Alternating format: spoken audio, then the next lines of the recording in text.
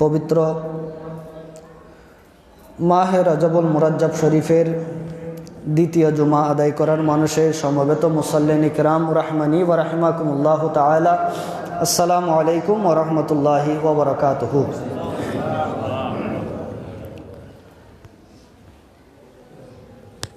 মহান রব্বুল আলমিনের আলিশান দরবারে অসংখ্য অগণিত শুকরিয়া আদায় করছি যে আল্লাহ পাক রব্বুল আলমিন আমাদের মতো নগণ্য বান্দাদেরকে জুমার নামাজ আদায় করার জন্য মসজিদে আসার সুযোগ দান করেছেন।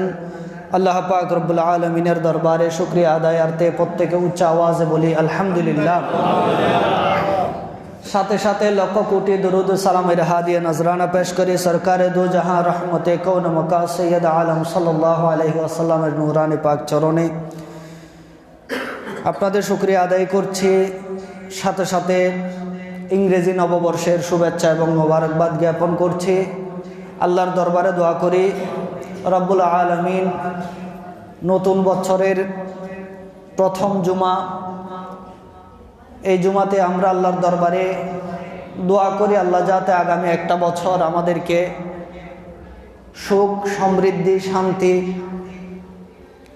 উন্নতি এবং তরক্কি, যত ধরনের বলা মুসিবত আছে সমস্ত বলা মুসিবত থেকে আল্লাহ যাতে আমাদেরকে রেহাই দান করেন। একটা বছর যাতে আল্লাহকে রাজি করার মতো কাটাতে পারি আল্লাহ আমাদেরকে সেই তৌফিক দান করেন। প্রত্যেক উচ্চ আওয়াজে বলে আমিন। প্রিয় হাজিরিন, পবিত্র কালামে মজিদ ফুরকানে হামিদের সূরা ফুরকান শরীফের 19 নম্বর আয়াতের অংশ আমি আপনাদের সম্মুখে তেলাওয়াত করেছি। এই আয়াতে কেরিমাকে সামনে রেখে বর্তমান সময়ের খুব আলোচিত একটা বিষয়ের উপর আলোচনা করার জন্য আমি মনস্থ করেছি। সে বিষয়টা হলো জুলুম। জুলুম বলতে আমরা বুঝি একজন আরেকজনকে মারা, অত্যাচার করা, এটাকে আমরা বুঝি। কিন্তু শরীয়ত সেটাকে জুলুম বলে না, শুধু সেটাকে জুলুম বলে না। জুলুম এটা শরীয়তের মধ্যে ব্যাপক একটা অর্থবোধক শব্দ। এক কথায় জুলুম বলা হয় আল্লাহ এবং আল্লাহ রসুল যা করতে বলেছেন সেটা না করা, যা করতে নিষেধ করেছেন সেটা করা, এটাই হলো জুলুম। আল্লাহ এবং আল্লাহ রসুল যা করতে বলেছেন সেটা না করা, যেটা করতে বলেন নাই সেটা করা, এটা হলো জুলুম। এই সংজ্ঞার মধ্যে সবকিছু চলে আসে। তো সুতরাং জুলুম মানে আরেকজনকে মারা, যেভাবে জুলুম, আরেকজনকে গালি দেয়া সেটাও জুলুম, আরেকজনের সম্মানহানি করা সেটাও জুলুম, আরেকজনের বিরুদ্ধে একজনকে ফুসলানো সেটাও জুলুম, আরেকজনকে হিংসা করা সেটাও জুলুম, আরেকজনের গীবত করা সেটাও জুলুম। এক কথায় শরীয়ত যেটা নিষেধ করেছেন সেটা করা মানেই জুলুম।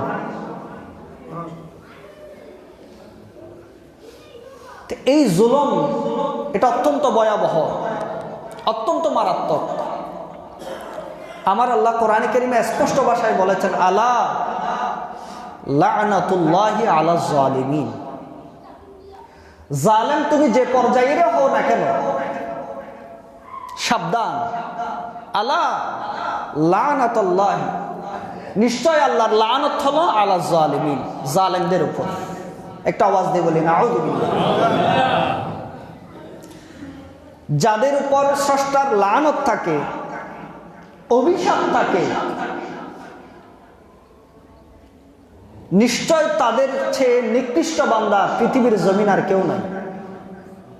এজন্য আমার আল্লাহ কোরআনে কারীমের প্রায় জায়গার মধ্যে বলেছেন, ইন্নাল্লাহা লা ইউহিব্বুল যালিমিন।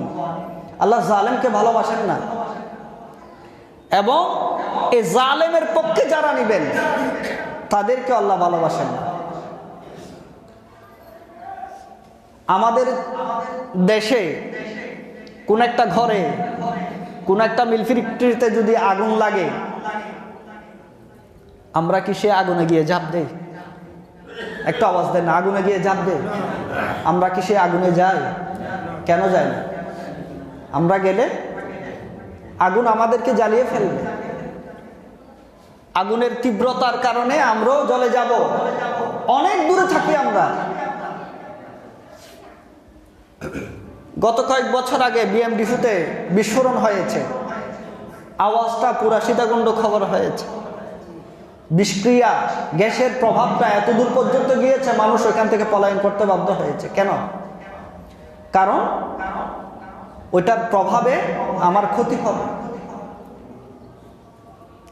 ঠিক আল্লাহ যাদেরকে লানত দেন, এদের কাছে থাকলেও আপনি মলউন হবেন। এই লানতের কোনো না কোনো ছিটাফোঁটা আপনার কাছে আসবে। সুতরাং এদের সাথে থাকা, এদের সাথে চলা, এদের সহযোগী হওয়া বড় মারাত্মক। এই জন্য আমার নবী বলেছেন হাদিসে পাকের মধ্যে, হযরত সৈয়দনা আব্দুল্লাহ ইবনে মাসউদ রাদিয়াল্লাহু তাআলা আনহু এই হাদিসের বর্ণনাকারী। এই হাদিসটা অনেক জায়গার মধ্যে এসেছে, বিশেষ করে তাবরানী শরীফের মধ্যে হাদিসে পাক এসেছে। হযরত সৈয়দনা আব্দুল্লাহ ইবনে মাসউদ রাদিয়াল্লাহু তাআলা আনহু বলেন যে আমার নবী ইরশাদ করেছেন, লা তাজলিমু, আমার উম্মত তোমরা জুলুম করিও না, কারণ জুলুম করার পর ফাতাদউ, তোমরা আল্লাহর দরবারে দোয়া করবা। জালেম জুলুম করছে, তার সঙ্গী হয়ো না, তার সঙ্গী হয়ো না।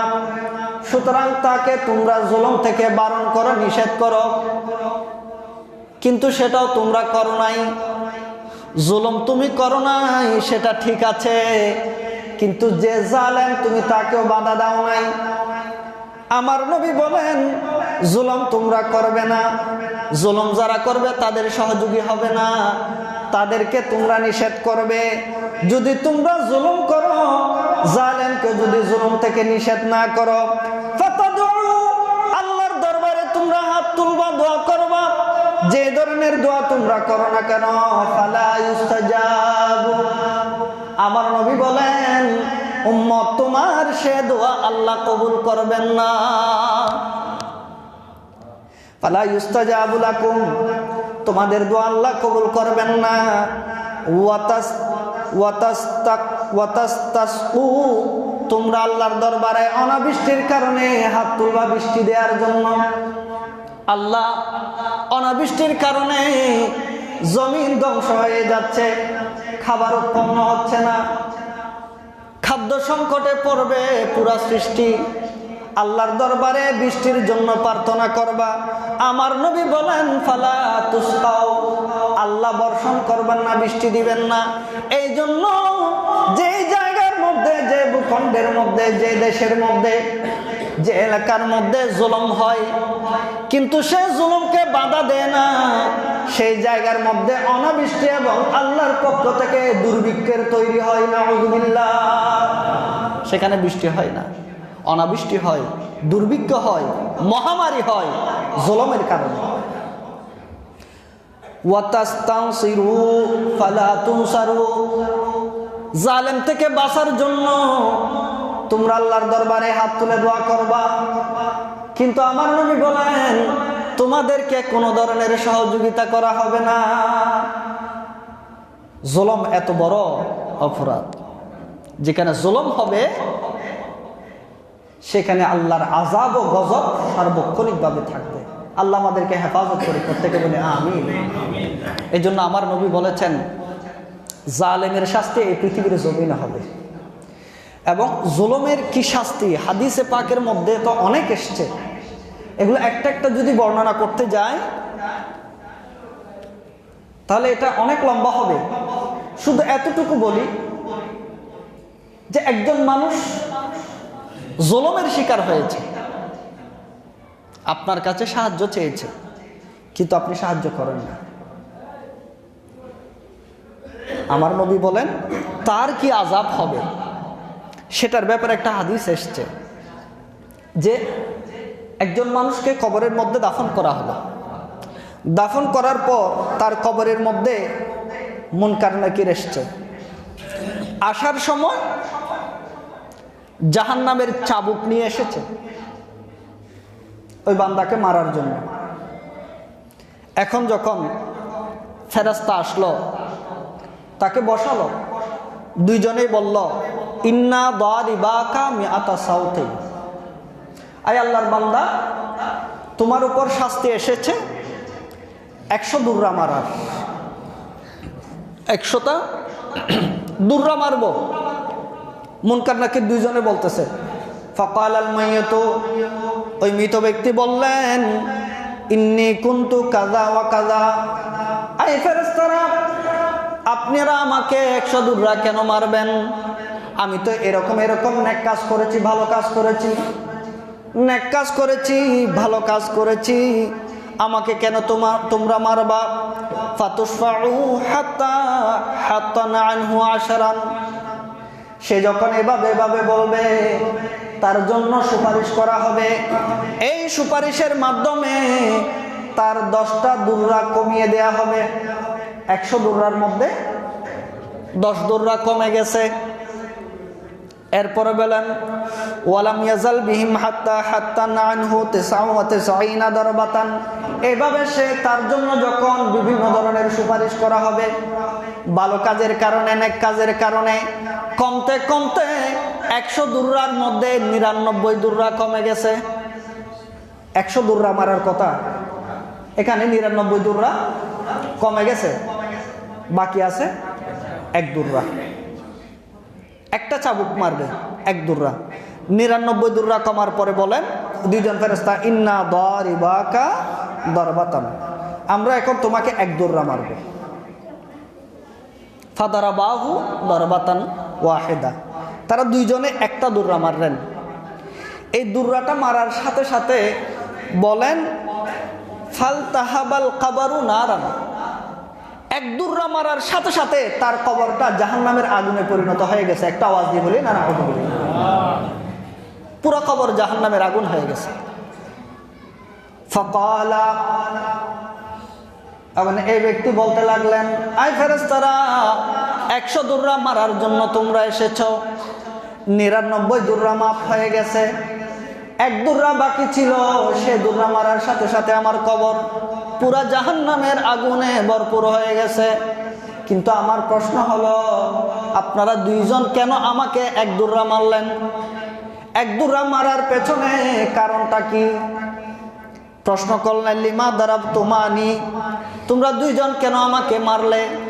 ফাকালা, তারা দুইজনে বলল মারারতা বিরাজুলিন মাজলুমিন, আয় আল্লাহর বান্দা তোমার গ্রামে, তোমার এলাকায়, তোমার সমাজে, তোমার কওমের মধ্যে, তোমার এলাকার মধ্যে একজন মানুষ জুলুমের শিকার হচ্ছিল, মজলুম ছিল।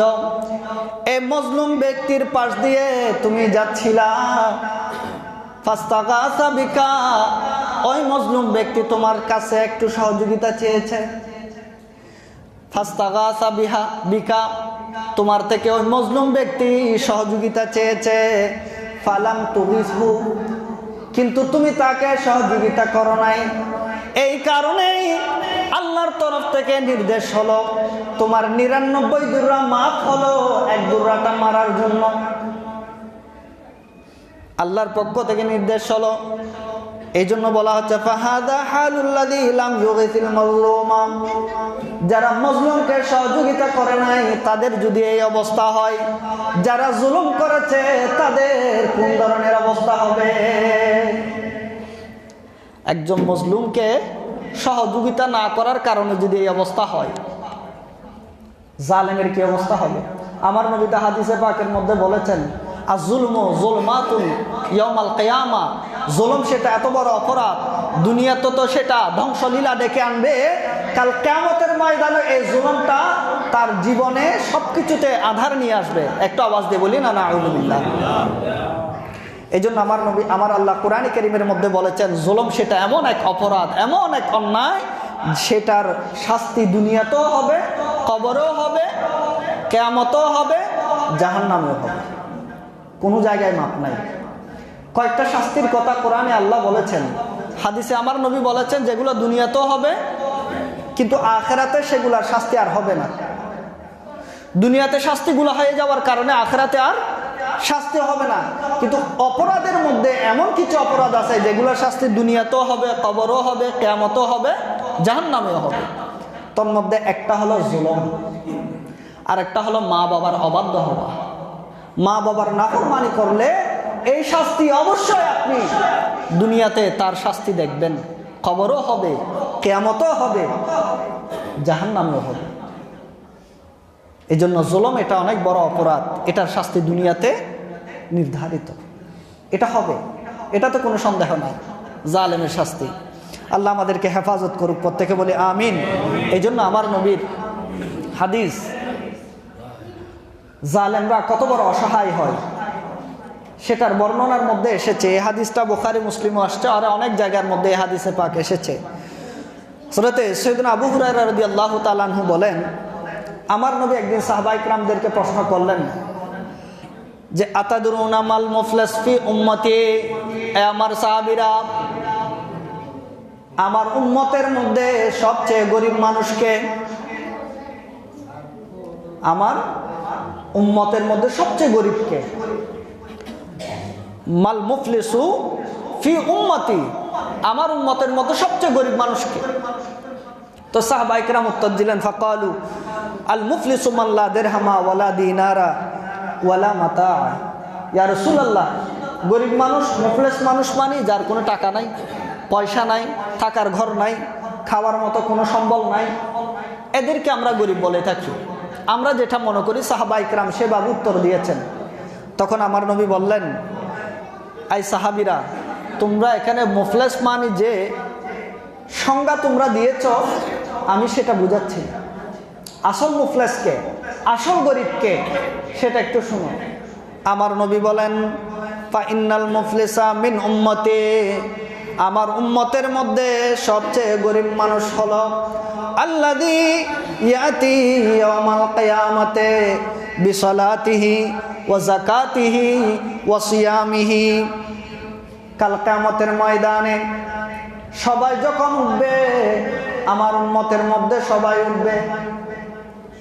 উম্মত দুনিয়াতে নামাজ পড়েছে, কিয়ামতের ময়দানে নামাজ সহ উঠবে। যাকাত দিয়েছে, যাকাত সহ কিয়ামতের ময়দানে উঠবে। রোজা রেখেছে, রোজা সহ কিয়ামতের ময়দানে উঠবে। সাথে সাথে ওয়ায়াতি ওয়াকাদ শাতামা হাযা, সওয়াবগুলো তো নিয়ে নিয়ে উঠবে। সাথে সাথে দুনিয়ায় থাকতে একজন আরেকজনকে গালি দিয়েছে, সে গালি সহ নিয়ে উঠবে। একটা আওয়াজ দিয়ে বলি নাউযুবিল্লাহ। নামাজের সওয়াব, রোজার সওয়াব, যাকাতের সওয়াব, ভালো কাজের সওয়াব, সবগুলা নিয়ে কিয়ামতের ময়দানে উপস্থিত হবে। সাথে সাথে ওয়ায়াতি ওয়াকাদ শাতামা হাযা, ওই জিনিসটাও আল্লাহ তার সাথে নিয়ে আসবেন। সেটা হলো দুনিয়ায় থাকতে যে গালি দিয়েছে, সেটাও জুলুম, সেটাও কি? এখন তো নাউযুবিল্লাহ গালি এটা ফ্যাশন হয়ে গেছে। আমার নবী হাদিসে স্পষ্ট বলেছেন, সিবাবুল মুসলিমে ফুসুকুন, একজন মুসলমান আরেকজন মুসলমানকে গালি দেয়, এটা কবিরা গুনাহ। কিন্তু আমাদের যুব সমাজ এখন গালি দেয়াটাকে ফ্যাশন বানিয়ে ফেলেছে। বাবার সামনে ছেলে তার বন্ধুকে অশ্রাব্য ভাষায়, গালির ভাষায় ডাকছে, সেটাকে স্বাভাবিক করে ফেলেছে আমাদের সমাজে। একটা আওয়াজ দিয়ে বলি না নাউযুবিল্লাহ। অথচ আমার নবী বলেছেন সেটা কবিরা গুনাহ। আপনি একজনকে গালি দিবেন, আপনার সে অধিকার নাই। আপনি আরেকজনের সম্মানহানি করবেন, সে অধিকার ইসলাম আপনাকে দেয় নাই, এটাও জুলুম। আমার নবী বলেন, তুমি যে দুনিয়াতে গালি দিয়েছ, সে গালি সহ উঠবা। যাকে গালি দিয়েছ তার গালি সহ উঠবা। ওয়া কাযাফা হাযা, আরেকজনকে যে আপনি মিথ্যা অপবাদ দিলেন, সে কোনো কিছু করে নাই, তার ব্যাপারে আপনি বদনাম একটা ছড়াই দিলেন। আছে না? এখন নির্বাচন সামনে, এক প্রার্থী আরেক প্রার্থীর ব্যাপারে, এক দল আরেক দলের বিষয়ে, আছে না? মিথ্যা অপবাদ দেয়, এটা বড় জুলুম। আমার নবী বলেন এটার চেয়ে বড় জুলুম আর নাই, মিথ্যা অপবাদ দেয়া। এই মিথ্যা অপবাদ সহ কাল কিয়ামতের ময়দানে আপনি উঠবেন। ওয়া আকালা মাল হাদা, আপনি যে আরেকজনের মাল খেয়েছেন সেটা সহ উঠবেন। ওয়া সাফাকা দামা হাদা, একজনকে যে আপনি আঘাত করে রক্তাক্ত করেছেন সেই জুলুম সহ উঠবেন। ওয়া দারাবা হাদা, আরেকজনকে যে আপনি মেরেছেন, অন্যায়ভাবে আঘাত করেছেন, সেটা সহ উঠবেন। এই সবগুলা নিয়ে যখন উঠবেন, ফায়ুতি হাদা মিন হাসানাতিহি, যাদেরকে আপনি গালি দিয়েছেন, যার সম্পদ আপনি হরণ করেছেন, যাকে আপনি মিথ্যা অপবাদ দিয়েছেন, যার সম্মানহানি করেছেন, যার উপর জুলুম করেছেন, সেও আসবে। আপনার নেক কাজের আমল সবগুলো এক জায়গায় রাখা হবে। আমার নবী বলেন ফায়ুতি হাযা মিন হাসানাতিহি, সে জীবনের যত সামানা নেক কাজের আমল, নেক আমলের যত সওয়াব সে একত্রিত করেছে সেগুলো এক জায়গায় রাখবে। যারা গালি দিয়ে, যাদেরকে গালি দিয়েছে, যাদেরকে আঘাত করেছে, যাদেরকে কতল করেছে, এরাও সবাই সামনে থাকবে। তার যে নেক কাজের আমল, যে সওয়াব, সেখান থেকে একটা একটা দিতে থাকবে। যাকে আপনি গালি দিয়েছেন আপনার সওয়াব থেকে তাকে গালির বিনিময়ে আপনার সওয়াব দিয়ে দেয়া হবে। যার উপর আপনি জুলুম করেছেন তাকে রোজার সওয়াব দিবে, হজের সওয়াব দিবে, সদকার সওয়াব দিবে, নামাজের সওয়াব দিবে। এরকম সওয়াব দিতে দিতে আমার নবী বলেন ফাইনিয়াত হাসানাতুহু, যে ক্বাবলা আন কাদা মা আলাইহি, এরকম সওয়াব দিতে দিতে সওয়াব আর নাই, কিন্তু পাওনাদার এখনো থেকে গেছে। সওয়াব তার শেষ, পাওনাদার এখনো আছে। তখন আমার নবী বলেন পাওনাদার যারা আছে তাদের কাঁধের যে গুনাহ আছে সমস্ত গুনাহগুলো তার উপর দেয়া হবে। একটা আওয়াজ দিয়ে বলি না, আওয়াজ বলি। এই সবগুলো দেওয়ার পর আমার নবী বলেন ওয়া তুরিহাত আলাইহি সুম্মা তুরিহা ফিন নারে, এই যাদের গালি দিয়েছে, জুলুম করেছে, সম্মানহানি করেছে, অপবাদ দিয়েছে, মিথ্যা কথা বলেছে যাদের ব্যাপারে, তাদের যে গুনাহ সবগুলা তার উপর দেয়া হবে। এগুলো সবগুলো দেওয়ার সাথে সাথে তাকে ধাক্কা মেরে জাহান্নামের মধ্যে নিক্ষেপ করা হবে। একটা আওয়াজ দিয়ে বলি না, আউযুবিল্লাহ। আমার নবী বলেন এর চেয়ে বড় মুফলেস, বড় গরিব, বড় দরিদ্র আর কেউ নাই। মুফলেস হলে এই।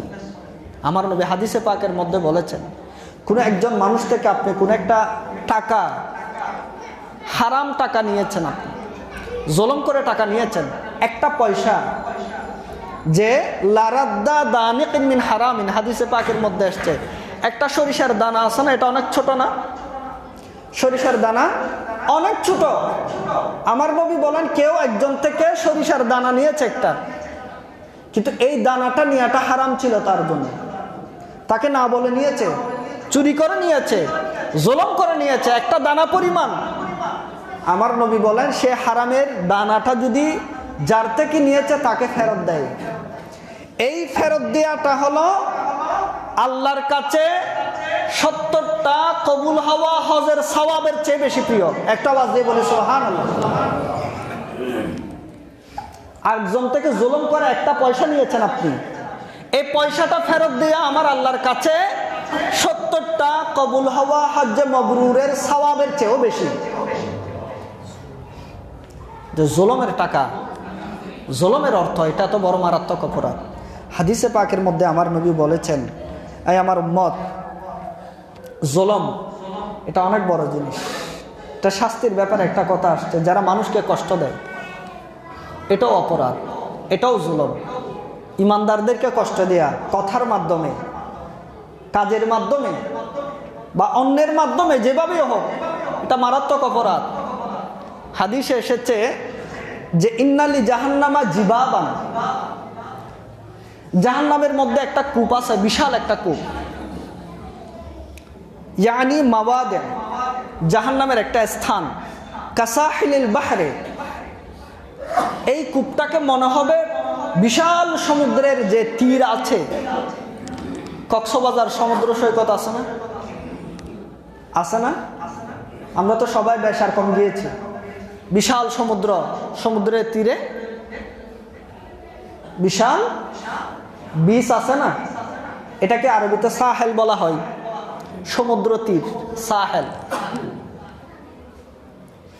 আমার নবী বলেন জাহান্নামে একটা কূপ আছে, সে স্থানের সামনে, সমুদ্রের সামনে যেভাবে বিশাল খালি স্থান, সাহেল, তীর আছে, এই জাহান্নামের কূপের সামনে বিশাল একটা তীর আছে। এই তীরের মধ্যে কি আছে? ফিহা হাইয়াতুন কাল বুখাতি। আরবের মধ্যে যে সমস্ত উট সবচেয়ে বেশি বড়, সেগুলাকে বুখাত বলা হয়, সবচেয়ে বড়। আমার নবী বলেন সেখানে এত আল্লাহ কিছু সাপ রেখেছেন, এই সাপগুলা হলো বুখাতির মতো। আরবের বড় বড় যে উটগুলো আছে, সে উটের মতো বিশাল বিশাল জাহান্নামের সাপগুলাকে আল্লাহ রেখেছেন সেখানে। ওয়া আকারিবুন কাল বিগালিদ দুহমে, এবং কিছু বিচ্ছু আছে। আমাদের দুনিয়ার বিচ্ছুগুলো অনেক ছোট দেখতে, কিন্তু সেখানে যে বিচ্ছুগুলো আল্লাহ রেখেছেন সেগুলো হলো বড় বড় খচ্চর আছে, খচ্চরের চেয়েও বড়। এমন বড় বড় বিচ্ছু আল্লাহ জাহান্নামের সে তীরের মধ্যে, পাড়ের মধ্যে রেখেছেন আল্লাহ। তো জাহান্নামের যারা, তারা এটা থেকে আল্লাহর কাছে পানা চাইবে।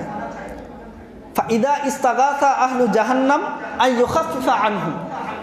ও জাহান্নামের কূপের মধ্যে যাদেরকে আল্লাহ শাস্তি দিচ্ছেন, তারা আল্লাহর দরবারে দোয়া করবেন, আল্লাহ আমাদেরকে একটু শাস্তি কমাই দাও না, আমাদের আযাব একটু কমিয়ে দাও। ওই কূপের মধ্যে যাদেরকে শাস্তি দেওয়া হচ্ছে, তারা আল্লাহর কাছে এভাবে বলে প্রার্থনা করবেন, আল্লাহ এই কূপের শাস্তি আর নিতে পারছি না, আল্লাহ তুমি এই কূপের শাস্তি থেকে আমাদেরকে একটু রেহাই দাও, আমাদেরকে একটু মুক্তি দাও। কিল আলাহুম, আমার নবী বলেন তখন তাদেরকে বলা হবে উখরুজু ইলা সাহেল, এই জাহান্নামের মানুষ তোমরা এই কূপ থেকে বের হয়ে যাও, বের হয়ে এই কূপের সামনে যে বিস্তৃত তীর আছে সেই তীরের মধ্যে পালাও, সেই তীরের মধ্যে চলে যাও। এটা বলার সাথে সাথে জাহান্নামের সেই কূপ থেকে বের হয়ে ওই তীরের মধ্যে ছুটে যায়, যে তীরের মধ্যে আল্লাহ বড় বড় সাপ রেখেছেন, বড় বড় বিচ্ছু রেখেছে। সেই তীরের মধ্যে আল্লাহ তাদেরকে বের হয়ে যেতে বলে। আল্লাহ যখন এভাবে বলবে, জাহান্নামের ওই কূপের শাস্তি তারা নিতে না পেরে ফায়াখরুজুনা, তারা ওই জাহান্নামের কূপ থেকে বের হয়ে যাবে। ফাতাখুযুল হায়াতু বিশাফাহিম, যখন ওই তীরের মধ্যে চলে আসবে, সেখানে বিশাল বিশাল সাপ আছে। আমার নবী বলেন ওই সাপগুলা তাদের ঠোঁটগুলাকে টেনে টেনে খাবে, নাউযুবিল্লাহ। তারা তাদের ঠোঁটগুলাকে টানবে, ছোবল মারবে। ওয়াউজুহিম, তাদের চেহারাগুলার মধ্যে ছোবল মেরে চামড়া নিয়ে ফেলবে। ওয়া মা শা আল্লাহু তাআলা মিনহুম, তাদের মধ্যে থেকে আল্লাহ যাকে যেভাবে শাস্তি দেওয়া দরকার সেভাবে এভাবে শাস্তি চলতে থাকবে। ফাতাকাশশাতাহুন্না, এইভাবে তারা আযাব দিতে দিতে সাপ এবং বিচ্ছু এভাবে তাদের ঠোঁট এবং চেহারার মাংস নিতে নিতে এমন করে ফেলবে। হাদিসে পাকের মধ্যে আসছে, আমার নবী বলেন এই সাপ এবং বিচ্ছু তাদেরকে টুকরো টুকরো করে ফেলবে, তাদেরকে টুকরো টুকরো করে ফেলবে। যখন এই অবস্থা হবে, ফায়াস্তাগীসুনা ফিরারাম মিনহা ইলান নার, জাহান্নামের যে কূপের মধ্যে তাদেরকে শাস্তি দেওয়া হচ্ছিল, সেই কূপের শাস্তি সহ্য করতে না পেরে তারা তীরে এসেছিল। তীরের এই শাস্তি যখন তারা পেয়েছে, তারা আল্লাহর দরবারে আশ্রয় চাইতে চাইতে আবার সে জাহান্নামের গর্তের মধ্যে ঢুকে যায়। জাহান্নামের ওই কূপের শাস্তি এত ভয়ানক ছিল, সেখান থেকে বাঁচার জন্য আল্লাহর কাছে দোয়া করেছে, আল্লাহ তুমি আমাদেরকে এখান থেকে একটু রক্ষা করো। তখন আল্লাহ বলেছে এখান থেকে একটু আযাব হালকা হবে তোমরা যদি তীরে উঠো, কিন্তু তীরের মধ্যে যে সাপ এবং বিচ্ছু রাখা হয়েছে তাদের ছোবল এবং তাদের আক্রমণ যেটা সেটা এত বেশি মারাত্মক, তারা আল্লাহর দরবারে আশ্রয় চাইতে চাইতে আবার সেই জাহান্নামের গুহার মধ্যে চলে আসবে, কূপের মধ্যে তারা চলে আসবে।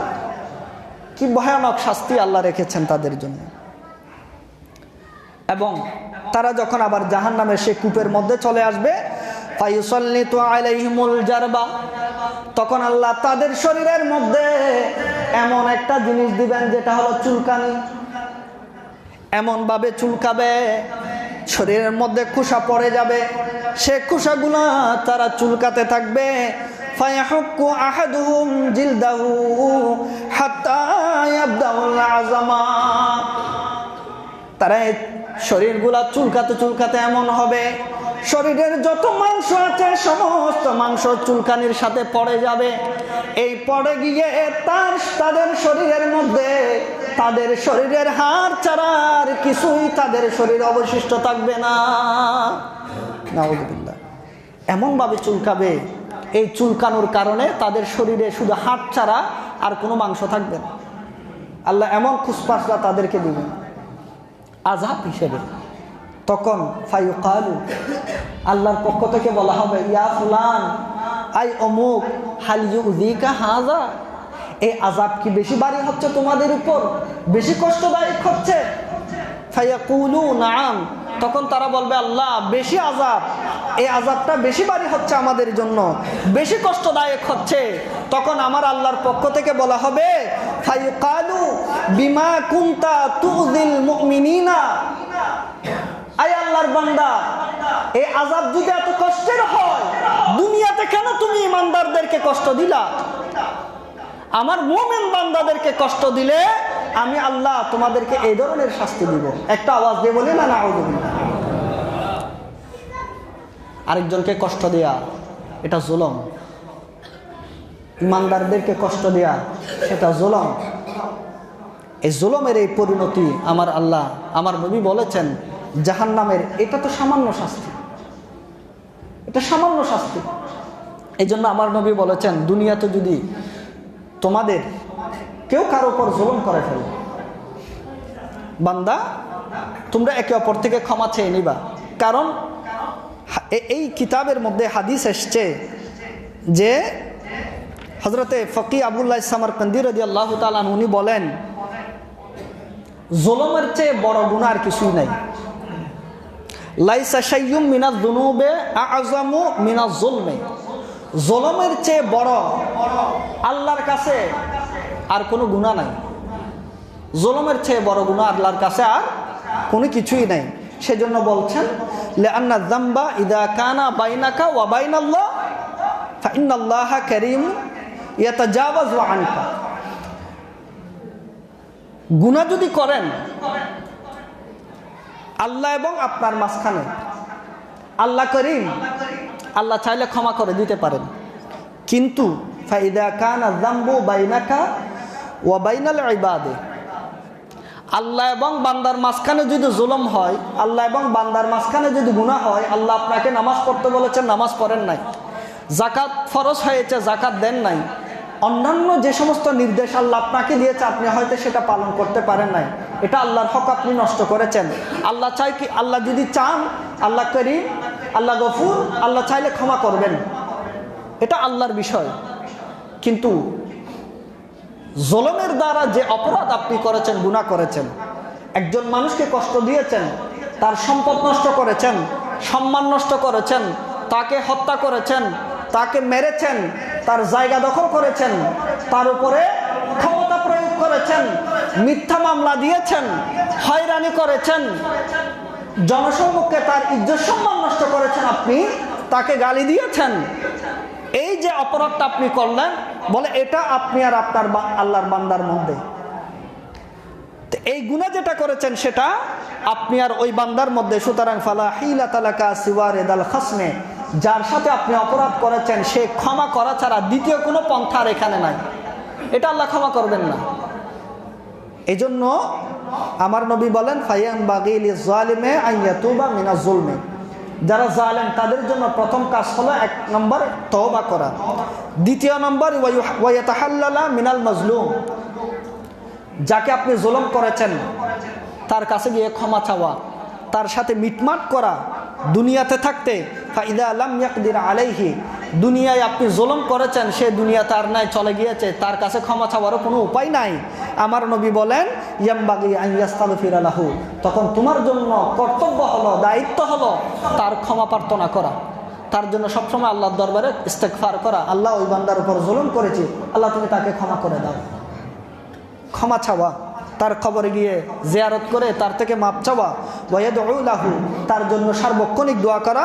ফাইন্নাহু ইউরজা আইয়ুহাল্লিলা বিযালিকা, আমার নবী বলেন এটা আশা করা যায়, এটার কারণে হলেও তার মাঝে এবং তোমার মাঝে যে সমস্যা ছিল জুলুমের, আল্লাহ যদি চায়, সে বান্দা যদি তোমার উপর রাজি হয়, তোমার এবং তার মাঝে যে সমস্যা আছে সেটা সমাধান হয়ে যেতে পারে। এই জন্য আমার নবী বলেছেন বেশি বেশি তওবা করো, তাদের থেকে ক্ষমা চাও। রহমতুল্লিল আলমিন নবী কেমন রহমত। একদিন হাদিসে পাকের মধ্যে এসছে, আমার নবী রহমতুল্লিল আলমী একদিন খুব ব্যস্ত ছিলেন। একজন ব্যক্তি আরাবি, গ্রামের মানুষ, মুহাজির, মদিনা শরীফ হিজরত করে এসেছেন।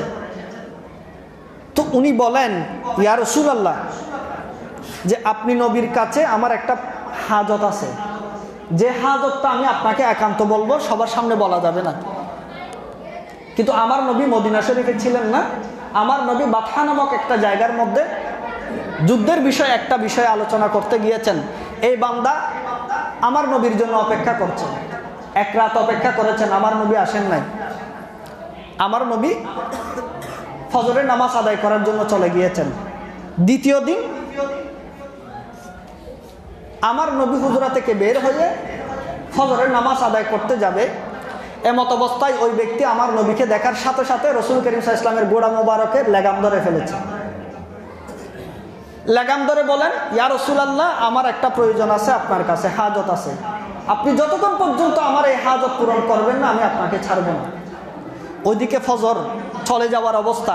এই জন্য আমার নবী রহমতুল্লিল আলমিন বলেন আমাকে ছেড়ে দাও, তোমার যে হাজত আছে সেটা পূরণ হয়ে যাবে। সুবহানাল্লাহ বলেন, তোমার যে হাজতের কথা তুমি আমাকে বলতে চাচ্ছ সেটা পূরণ হয়ে যাবে, তুমি একটু ছেড়ে দাও। এখন এই গ্রামের মানুষ অন্তর তো মানতেছে না, বলে না আমি ছাড়বো না। তখন আমার নবী রহমতুল্লিল আলমিন হাতের মধ্যে একটা চাবুক ছিল, এটা দিয়ে একটু করে আঘাত করেছেন, তাকে একটু করে আঘাত করেছেন। এটা করার সাথে সাথে ওই সাহাবী বুঝতেছেন আমার নবী নামাজের জন্য যাবেন, দেরি হয়ে যাবে, এই জন্য তারার মধ্যে আছেন, ছেড়ে দিলেন, চলে গেলেন। ওই ব্যক্তি সহ নামাজ আদায় করার পর সাহাবায়ে কিরাম সবাইকে নিয়ে বসলেন। বসার পরে আমার নবী বলেন ওই ব্যক্তি কোথায়, একটু আগে যাকে আমি একটু মেরেছি। সুবহানাল্লাহ বলি না। এখন এই চুপ করে মাথা নিচু করে বসে আছে, আওয়াজ দেয় না, সামনে আসে না। তখন আমার নবী বললেন এই মজলিসের মধ্যে ওই ব্যক্তি যাকে আমি একটু আগে মেরেছি সে যদি থাকে সে একটু দাঁড়াবে, আমি নবীর সামনে আসবে, এটা আমার নির্দেশ। এখন নবী যখন নির্দেশ দিয়েছেন ওই সাহাবী তো আর বসে থাকতে পারেন না, উঠলেন, উঠে শাহ নবীর সামনে দাঁড়ালেন। আমার নবী বলেন উদুনু উদুনু মিন্নি, আয় সাহাবী একটু কাছে আসো, আমি নবীর সামনে আসো। আমার নবী ওই ব্যক্তিকে সামনে বসালেন, আমার নবী ওই ব্যক্তির সামনে বসলেন। আমার নবী ওই চাবুকটা নিলেন যে চাবুক দিয়ে মেরেছেন, ওই সাহাবীর হাতে দিলেন, এই সাহাবী ধরো এটা নাও, তুমি আমার থেকে প্রতিশোধ নাও। একটা আওয়াজ দিয়ে বললি না সুবহানাল্লাহ। এই সাহাবী আমি তোমাকে আঘাত করেছি, কষ্ট দিয়েছি, তুমি আমার থেকে সে আঘাতের প্রতিশোধ নাও। আল্লাহর সাথে আমার যে মামলা সেটা আমার আর আল্লাহর মাঝখানে, সেটার মধ্যে কোনো সমস্যা নেই, কিন্তু এটা তোমার হক, আমি তোমাকে আঘাত দিয়েছি। এই সাহাবী এই চাবুকটা নাও, আমাকে তুমি আঘাত করো। একবার বললেন, সাহাবী বললেন, ইয়া রাসূলুল্লাহ, আমি আল্লাহ এবং আপনার কাছে প্রার্থনা চাই, আপনি নবী রহমতুল লিল আলামিন কিভাবে আমি আঘাত করব, যিনি আল্লাহর নবী? সুবহানাল্লাহ বলেন। আমার নবী বলেন, এই সাহাবী, আমি তোমাকে আঘাত করেছি, তুমি আমার থেকে কিসাস নাও, হয় কিসাস নিবা, না হয় তুমি আমাকে ক্ষমা করবা। সুবহানাল্লাহ বলি না? কি আদর্শের শিক্ষা আমাদেরকে দিয়েছে।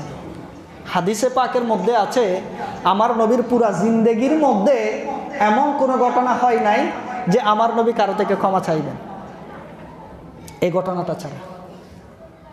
আই সাহাবী, তুমি আমাকে মারো, না হয় তুমি আমাকে ক্ষমা করো। তখন ওই সাহাবী বললেন, ইয়া রাসূলুল্লাহ, আমি আপনাকে ক্ষমা করে দিলাম। হাত থেকে চাবুকটা পড়ে গেল, রহমতুল লিল আলামিন নবী তাকে জড়াই ধরলেন। একটু আওয়াজ দিয়ে বললেন সুবহানাল্লাহ। এরপরে আমার নবী বললেন, ইয়া আইয়ুহান নাস, আই মানুষ, এই আমার উম্মত, ইত্তাকু রাব্বাকুম, তোমরা তোমাদের রবকে ভয় করো। ওয়ালা ইয়াজলিম আহাদুম মিনকুম মুমিনান ইল্লা ইনতাকামাল্লাহু মিনহু ইয়াউমাল কিয়ামাহ। আই আল্লাহর বান্দারা, তোমরা দুনিয়াতে যার উপরেই জুলুম করে না কেন, সেটার প্রতিশোধ নেবেন আল্লাহ। করেছো বান্দার উপর জুলুম, কিন্তু প্রতিশোধ নেবেন কিয়ামতের ময়দানে, আল্লাহ সেটার প্রতিশোধ গ্রহণ করবেন। আল্লাহ পাক রব্বুল আলামিন আমাদেরকে জুলুম থেকে, অন্যায় থেকে, পাপ কাজ থেকে আল্লাহ বেঁচে থাকার তৌফিক দান করুক। প্রত্যেকে বলে আমিন। এই কথাগুলো এই জন্যই বললাম।